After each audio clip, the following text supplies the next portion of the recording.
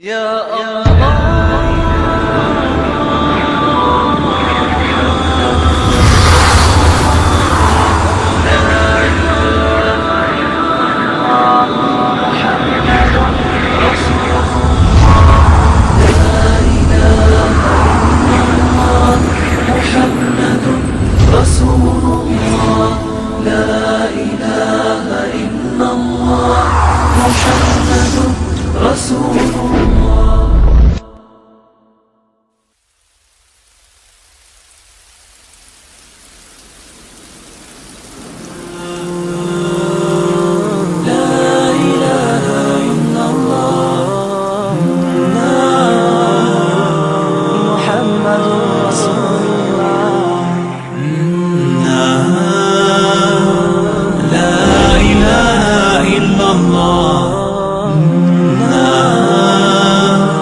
محمد رسول الله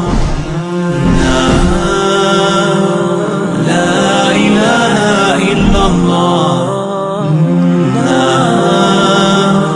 محمد رسول الله.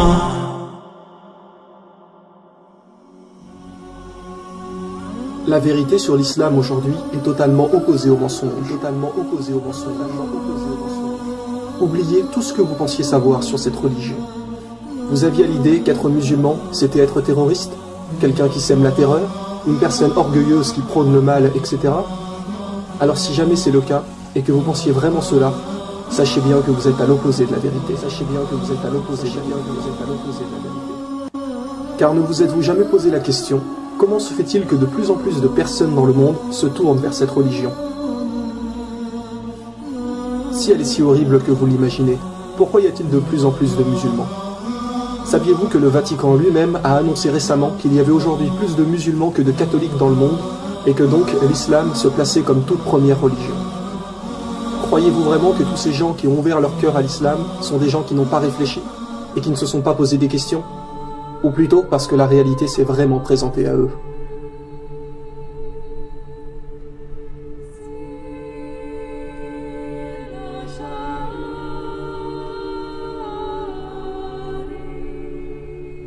Il est aujourd'hui plus que temps de cesser les mensonges. Pourquoi n'y croyez-vous pas? Parce que vous êtes persuadé que les musulmans sont des terroristes? Mais qui vous a dit ça? Où avez-vous entendu cela? Voilà en réalité le vrai problème. C'est qu'aujourd'hui, les gens confondent arabe et musulman. Savez-vous ce que veut dire le mot musulman? La définition même du mot est « faire ce que Dieu nous demande ». Or, Dieu nous a strictement interdit de tuer. Il nous est dit dans le Coran que quiconque tue une âme injustement, ce sera comme s'il avait tué l'humanité tout entière. Donc, quand vous entendez quelqu'un dire « un terroriste musulman a tué quelqu'un », déjà là, c'est impossible, puisque le mot musulman veut dire « obéir à Dieu ». Et Dieu nous interdit de tuer qui que ce soit. Donc si un arabe tue quelqu'un, cela veut-il forcément dire qu'il est musulman? Par exemple, un français n'est pas forcément un chrétien. Un chinois n'est pas forcément un bouddhiste. Ne confondez pas arabe et musulman. Tous les arabes qui sèment le mal sur terre seront punis comme les autres. N'oubliez pas la parole du prophète. Un arabe n'est pas supérieur à un non-arabe, et un non-arabe n'est pas supérieur à un arabe. N'importe qui peut être musulman. Et ces personnes-là ne font pas le mal. Un musulman est quelqu'un qui a l'obligation d'aider son prochain, de nourrir le pauvre, de ne jamais faire de mal, de ne pas se mettre en colère, de pardonner toujours les autres, de remercier Dieu de ce qu'il nous donne. Ouvrez vous-même le Coran. Où voyez-vous qu'il nous est demandé de tuer? Où voyez-vous qu'il nous est dit de faire du mal? Beaucoup de gens pensent aussi que les femmes sont soumises à leur mari, alors que ceci est absolument faux.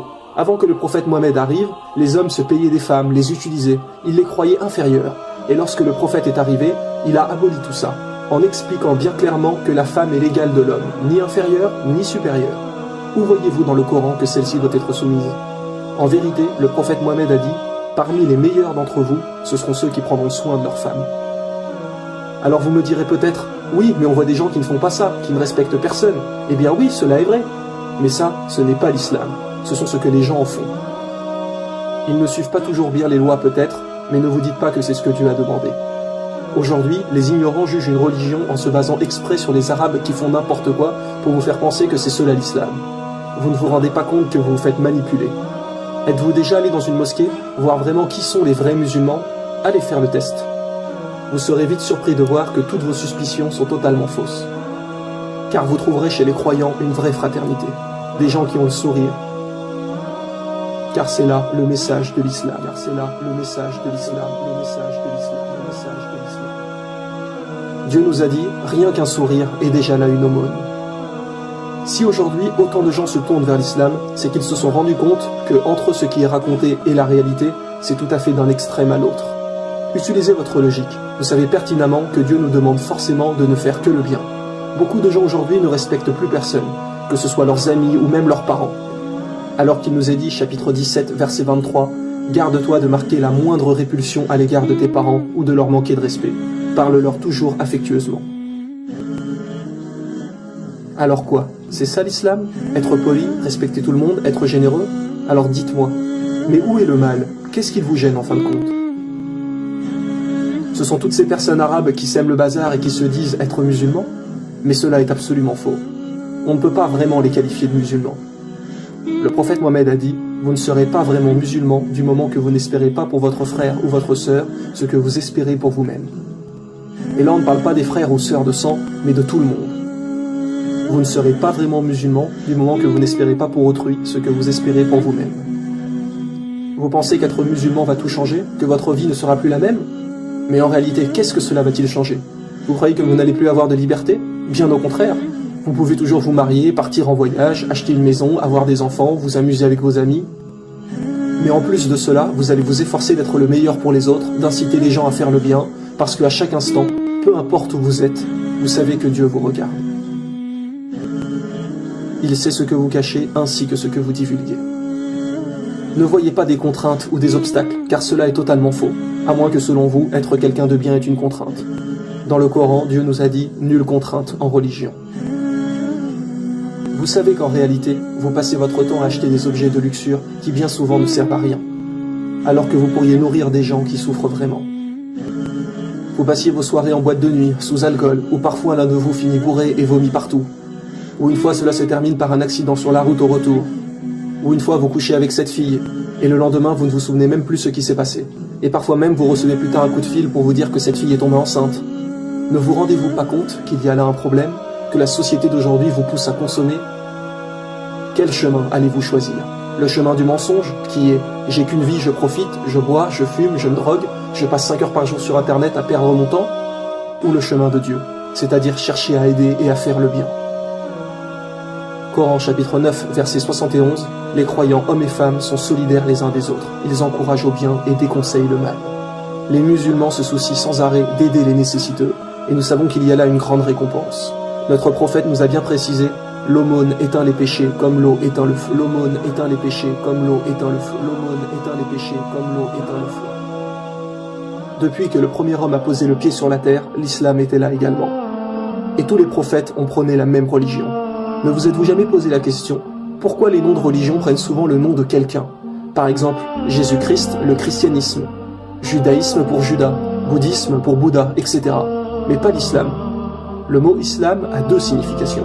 Il veut dire faire ce que Dieu nous demande et aussi la paix. Si l'on revenait à l'époque de Jésus et qu'on lui demandait « Ô Jésus, quelle est ta religion ?» Croyez-vous qu'il vous dirait le christianisme? Non, car il n'a jamais entendu ce mot. Le christianisme est venu suite à lui. La réponse la plus probable qu'il dirait est « Ma religion est de faire tout ce que Dieu m'a commandé de faire ». Et quelle religion signifie cela?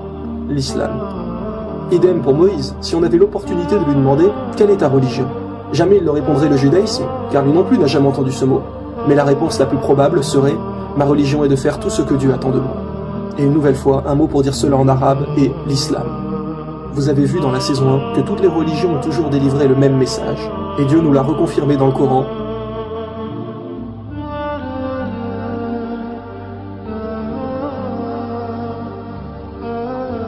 Mais malheureusement, il y a eu des innovations dans beaucoup de choses. Et c'est pour cela que tous les prophètes ont annoncé la venue du dernier messager, qui rétablira bien sur la terre la vérité sur la religion de Dieu. Comme par exemple, lorsque Jésus a prédit l'arrivée du prophète Mohammed, dans l'évangile selon saint Jean, chapitre 16, verset 13, en disant « Il vous conduira dans toute la vérité, car il ne parlera pas de lui-même, mais il dira tout ce qu'il aura entendu. » Et dans le Coran, que nous est-il dit? Mohammed ne s'est pas égaré et n'a pas été induit en erreur, et il ne prononce rien sous l'effet de la passion. Ce n'est rien d'autre qu'une révélation inspirée. Êtes-vous déjà allé à la messe un dimanche? Ne vous êtes-vous jamais posé la question pourquoi les églises sont pratiquement vides aujourd'hui? Vous trouverez peut-être quelques personnes âgées, mais la plupart des gens aujourd'hui délaissent la religion. Pourquoi?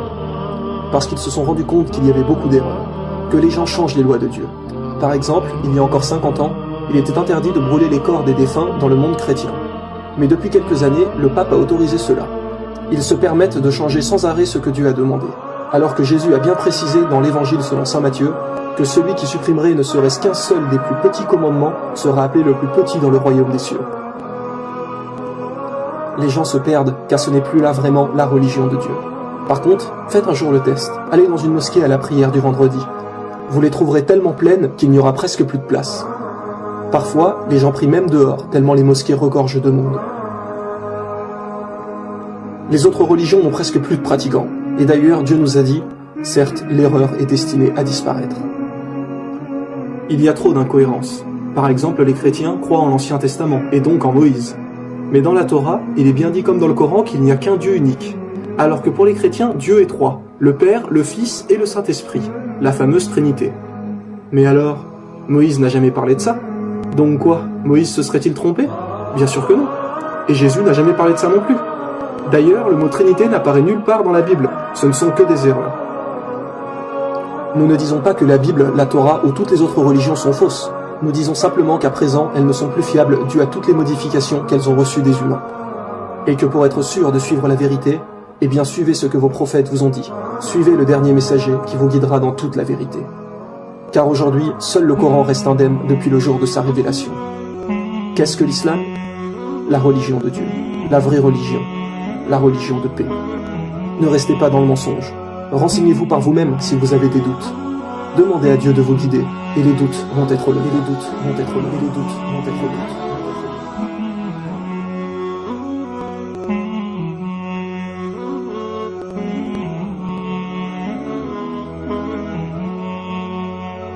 Mm-hmm.